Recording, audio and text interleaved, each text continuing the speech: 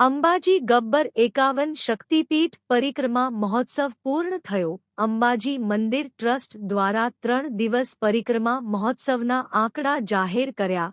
ગબ્બર 51 શક્તિપીઠ પરિક્રમામાં 3 દિવસમાં 3,09,934 યાત્રિકો જોડાયા, જ્યારે ગબ્બર ઉપર રોપ વે દ્વારા 3 દિવસમાં 1,75,080 યાત્રિકો ગબ્બર ગોખના દર્શને પહોંચ્યા.